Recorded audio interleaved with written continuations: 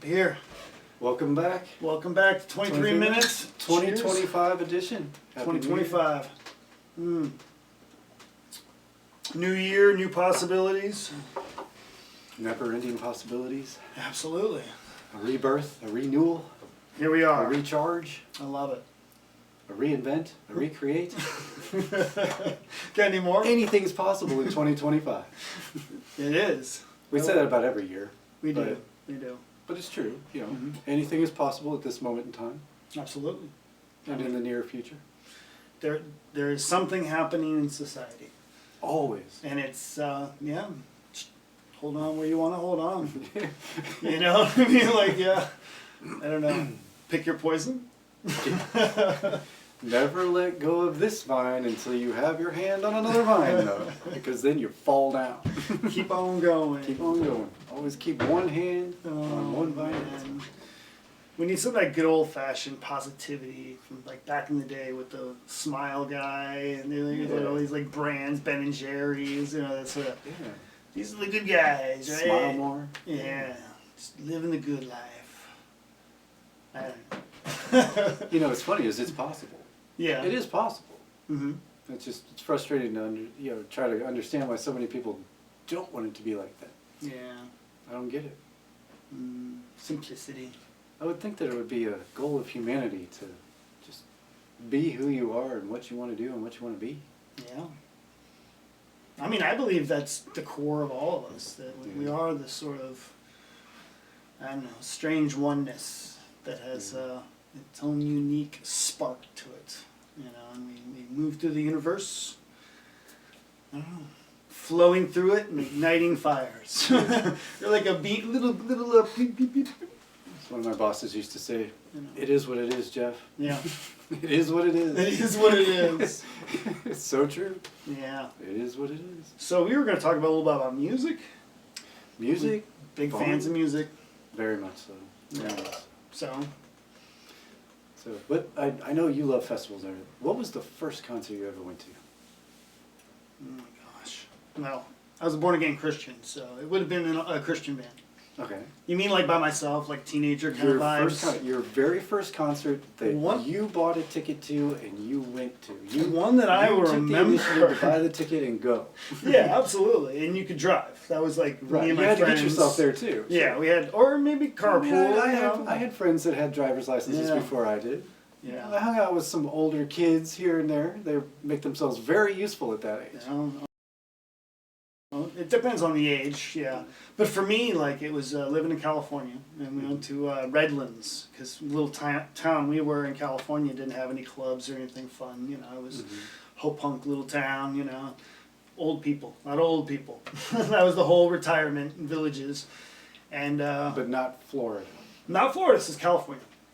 It's out towards Palm Springs and that general area. Okay. Yeah, that's kind of where we live. That's the Florida of the West. Yeah, so you went into Redlands for anything cool, and sure enough, this sort of like heavy metal alternative Christian band. You know, they were kind of hard to describe, but called Prayer Chain, Prayer Chain, something like that. Yeah. And they came to town, and me and my friends, and it was at a church. You know, like it's at a church, but yeah. But you had to buy your way in. But it's funny because it was alternative music. That was the Right. point. Is like alternative music was busting on the scene, and you know we're Christians. We can't listen to Kurt Cobain, right? Well, I mean, until you rebelled, you know. Sure, you know a lot of it had a positive vibe though. I love Kurt Cobain now. I mean, don't get me wrong. I've been through the rabbit hole, but you know when you're from that born again Christian, you only listen to Christian music. You kind of narrowed in. Yeah. So these bands were amazing. They still are. I listen to the Prayer Chain every once in a while. Just they're beautiful songwriting. You know. I had a good friend who was a phenomenal guitar player. Played in a bunch of bands. He played in the band DC Talk. What? Yeah, he toured. I remember DC Talk. There was like three guys. Yeah, he was the guitarist. Oh wow. His name was V Bishop. Okay. Shout out V. Man, Hopefully yeah, I you're used to still love around. DC Talk. Yeah. Wow, Yeah. that's funny. Yeah. Yeah, those days were long ago. I'm a heathen now. So my very first concert Yeah. was at the Fox Theater in St. Louis. Oh, Fox, beautiful. I had just gotten my license like a week prior, my driver's license. So Yeah. I was 16. My girlfriend at the time was 15, and her parents were kind of hippies. Yeah. So they're very liberal, very liberal parents. I grew up in a stricter background, so my very first concert kind of involved a little bit of an alibi and some sneaking out. Yeah. Whereas taking her to her first concert, they were like, Yeah, let's take pictures, let's, it's like going to prom. It was like going to prom. And so here Different I am, culture. I'm the bad boy sneaking out, and it's just like I'm going to prom. Yeah. So we went and saw, there was a radio station back in the day called WMRY. Yeah. And they played all the alternative stuff. And this is when you had AM, FM radio, no streaming, little cassette tapes and vinyl records and everything. I get it. And It's so small business. That was the station I listened to, was the alternative station back in the day. Yeah. And so they were hosting a benefit for AIDS, because back in the 80s, AIDS was a big thing, and it was still incurable huge at that time. Yeah. So they were doing a big benefits for AIDS, and I had never really heard of anybody on the venue, because I was young, and there was a lot of classic rock artists, but I wound up recognizing a lot of the songs. So the people that were there, it was Poco. Okay. Which I found out, my girlfriend at the time was well versed in music, and she's like, Timothy B. Schmidt is the bass player for the Eagles. Okay, I've heard of the Eagles. Okay. I know who the Eagles are. And then Firefall, she's like, you'll recognize the songs as soon as you hear them. Okay. And so I'm like, okay, cool, and all that. And sure enough, I did. It's like, you are the woman that I've always dreamed of. I'm like, I know that song. That's on my parents' radio station. Yeah.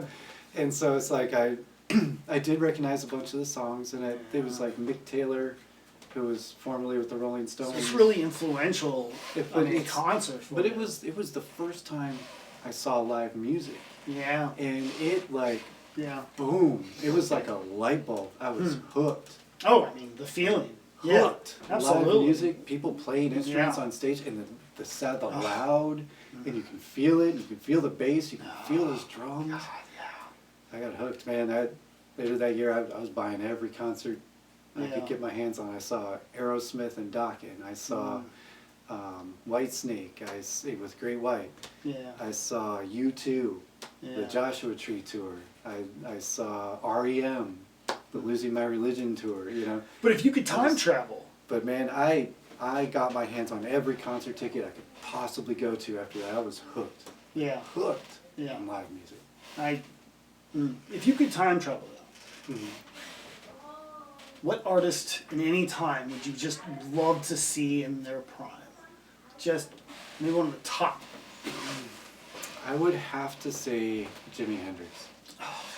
I would have to, because I hear interviews of everybody that saw him play live, and how he just made their head spin, like he was in a stratospheric category of his own. Yeah. So when I hear people like Paul McCartney and Ozzy Osbourne just say the guy was a genius, I would think I would like to see that. Yeah. And especially understand, I knew he was a left-handed guitar player. Yeah. But what I did not know until recently is all he did was he didn't restring the guitar. He flipped the guitar upside down. Huh. So he literally played a right-handed guitar upside down. And they say that's how he got some of the craziest sounds that he could get, because it was upside down. Yeah, he definitely hit different angles, Yeah. I mean, I've always had that with left-handed, how I play. Yeah, it's just, it's insane. So hearing what some of the rock gods have to say about him, putting him on a pedestal higher than them, I think I would love to have been able to check out Jimmy. a solid Hendrix show, as much as I could possibly get my hands on. So for me, I think, and it's kind of a tricky one though, I would love to just be able to sit in the studio for a little bit, for maybe a couple days at Stack Records, in the classic era, with Otis Redding and Booker T and the MGs, or literally the house band. The jam session. Just Stack Records, everybody. It was just the most talented group ever, just to hang out in the studio and see them play live. I don't know, that would be my time travel. I would get a disguise and be the janitor or something, and just very specific time travel. Let's go. Sun Records would have been a cool place. Sun Records is another one. Some Elvis, some Johnny Cash. A little more hillbilly in some aspects of Sun Country, but Sun Country, what? Sun Records. Sun Records, yeah. Memphis, Tennessee. Yeah, well, because they did, the country, they did the rockabilly, and then some soul. Who else is Jerry Lee Lewis in that one? Yeah, Jerry Lee Lewis with Sun Records. Yeah, rock and roll. All these people that founded the art. Mm-hmm. I mean, they really did. Influential, yeah. Influencers. Absolutely. Influencers before they were influencers. So there's a weird monolith thing over here that I showed you earlier. We love weird. We love weird, and this thing is weird. So I did a reverse search. Gonna give you a little heavy. Okay, a little zoom in there. You can see it has a trigger. Okay, let's see if I can get it to work. Google couldn't even figure it out, by the way. Speaking of AI. All right, so mystery object. Here you go. So he had some guesses. It's heavy. It's very heavy. Yeah. It's cast iron. Mm-hmm. For all of you who know what cast iron is. Cast iron. There. Yeah. Yeah. All right. So the mystery is, what is the object? Well, I actually found this thing in a dumpster near Franz Park in Dogtown. And there's this, Franz Park is like a very tall hill in that area of Dogtown. You can actually stand on the top and see all the way to the arch. Okay, I've heard of that. Very tall, it's beautiful the highest place. point in the city. It is. It's one of the highest points in the city. It's a beautiful spot. Lived there for a long time, and me and my son, we'd walk back and forth. And so, yeah, I found this weird thing in the dumpster. And I that same thing I was asking myself for a long time, like, what is this crazy thing? And finally one day, the answer arrived. It is an antique Nellis cast iron hay bale spear harpoon family crest working trigger. All right, well that's the description on eBay. But basically what this thing was designed to do, all right, it has a trigger that maybe needs a little grease, and then, wait, see if I can get it to... Then you harpoon it into the hay. So you harpoon it into the hay, grab it, it pulls these two things that go whoosh, whoosh off the side, and then you pick it up and throw your hay bale. Okay, so... Them bugs were strong. I was going to say, people back in the day were strong because this thing by itself is heavy. Yeah. And then you add a bale of hay to Then you it. add a bale of hay, so you're still using one arm here and one arm here to get that sucker above your head. It's enough just for the cast iron thing there. Farming back in the day. They call it the greatest generation for a reason. You gotta be Superman. I have found a lot of weird things in the dumpster, and I thought I had to share at least one. Well, it's quite interesting that you found it in a dumpster in the city because back in those days, there was still farmland in that part of the city. Absolutely. In fact, but I think...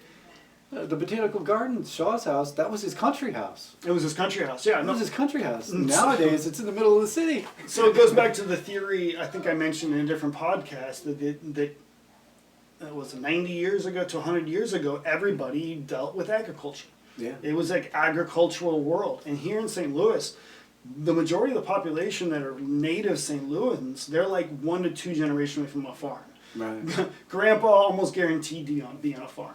All of the suburbs were farmland. They were, and so it was people who left the farmland for suburbs to get closer to the city for the jobs, and it's just the story of America. And St. Louis is same as everywhere else, really. But I love history. I'm a history buff. I didn't realize until a couple months ago that I live in the oldest suburb west of the Mississippi River. Which one's that again? Kirkwood. Kirkwood? I heard Webster. Webster came first. Kirkwood is the oldest suburb west of the Mississippi. That's its claim to fame. Mm.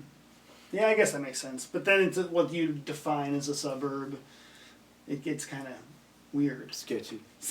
I mean, like, You can sketch, man. Were they really number one? Were they two? I know that sounds weird, but yeah, there's a historical precedence. Like, it was considered to be like an egalitarian, like, Well, those two experiment. Well, those those two municipalities still fight it out every Thanksgiving Day and the Turkey Day game. The high school football teams battle out for the bell. Do you know where one of the first in the East Coast was? First suburb? Mm-hmm. I do not. Long Beach, outside New York City. Okay. You know, it makes sense, That right? makes sense. It was right like, outside of the city. and it was a planned community that had the sort of rows, and the distinctive feature, I think, was the sort of replica of every house, because they all use the same parts. What makes it really easy to build a lot of houses if all the houses have the same parts. Right. They're all built the same way, you know, like. At the And yet idea, still, people and yet are like, still here, 100 years later, people make fun of people prefabricated make housing. fun of these houses. Yeah, well, and there were people that were like, I want my house to look unique, you know, like I want it to be like what I want, you know. And then other people, it's like whatever. No, you can't do that. You know, I'll take a nice place with the yard, you know, and it depends on your needs, I guess. You know, I miss the old architecture. Miss it, yeah, like I was around. No. I love the old architecture. Like, you go to the old building, the old homes and everything. St. The Louis, ceilings are yeah. nice and high. Oh, The doorways St. Louis are is beautiful. nice and, it makes you feel like you're in an estate with Yeah. those high ceilings.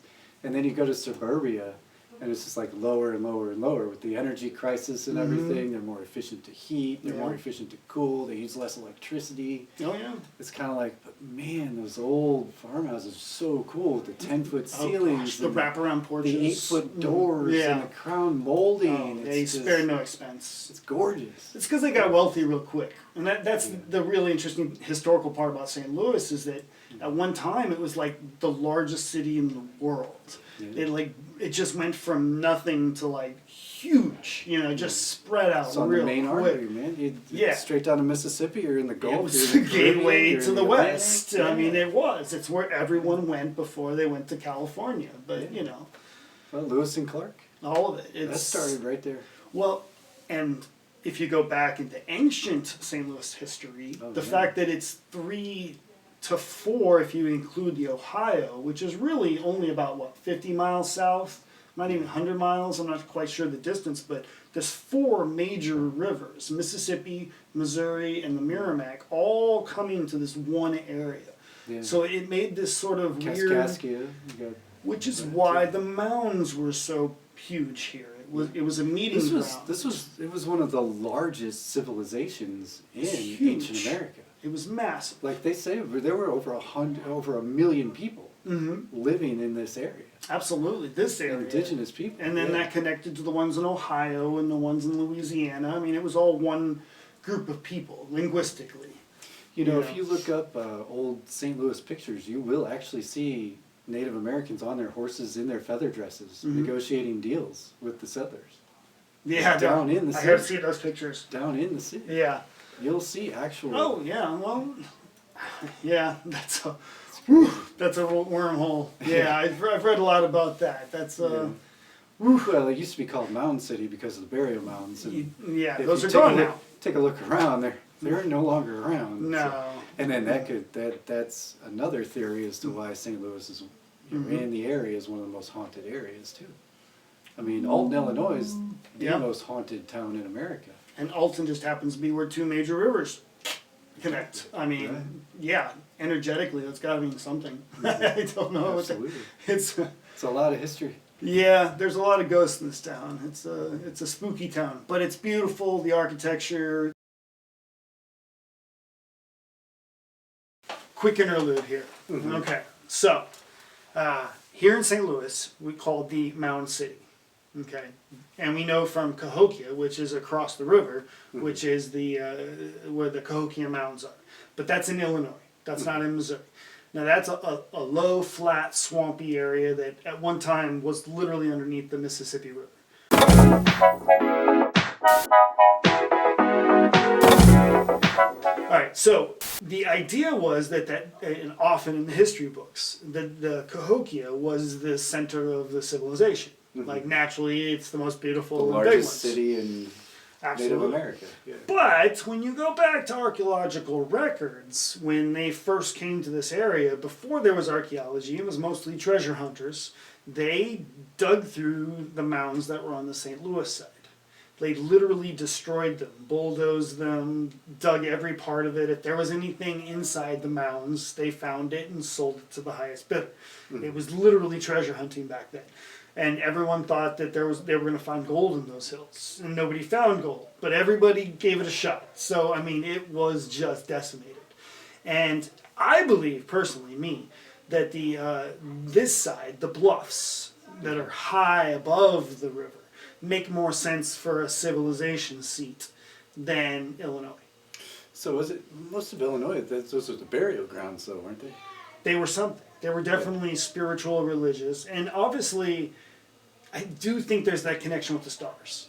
You know, they do map the winter and summer solstice. You know, every one of the mountains do. All of them, across, up and down. They're maps of astrology, the movement of the stars, and yeah. It's bizarre stuff. It makes me wonder if we're dumber or if we're smarter. Well, than the ancient civilizations. So I actually have a really easy way to break this down. This is really fascinating. It's like on the winter solstice when the sun stops, you put a little marker. You know, like, okay, this is this. And then the summer solstice, you put a little marker. Well, you don't want anybody messing with this. You got to make it pretty heavy. Right. You know, and since you're going all in, why not make it religious? And you have 4 seasons, so it's got to withhold all the weather. It has to hold the weather. So they start getting innovative, you know. And it's really as simple as just that time of day, record it. At this time of year. Record it. And then just kind of keep recording. Some of these mounds, like the ones in northern Louisiana, are literally just like star charts. I mean, in like complex star charts. Mm-hmm. How'd they do that? Come on. Somebody has to know. Right. Theories, aliens, what do we got? Or is it just thousands and thousands of years of observation and recording? Or is it thousands? I like that, you know? Like they just... I mean, what kid doesn't like to lay on their back and look at the stars? Yeah. I mean, it's full of... It makes you wonder. It was a hobby for a lot of people. So it's kind of like you lay back and stare at the stars for a living, and then you're charting. I'm imagining the stars now. There's that dot, Yeah. okay, right, that dot, okay, that dot. Yeah. And that would take millennia to record all that data. I like that. But it's been millennia. Yeah. So Cahokia? So maybe we're not any smarter or dumber than we've ever been as a civilization. Maybe we've just developed the technology to help us accelerate it. Ooh, I see. You were bringing that around. So dang, okay. maybe the technology is accelerating our stagnant brilliance for millennia. I mean, maybe. Or maybe the really, really smart ones are under contract and they can't speak about what they know. That's my theory. Careful, I'll sue. All right, that's been an interlude. That was a fun one. That was fun. All right, let's see if I even got it. Hey, we're still recording. Good.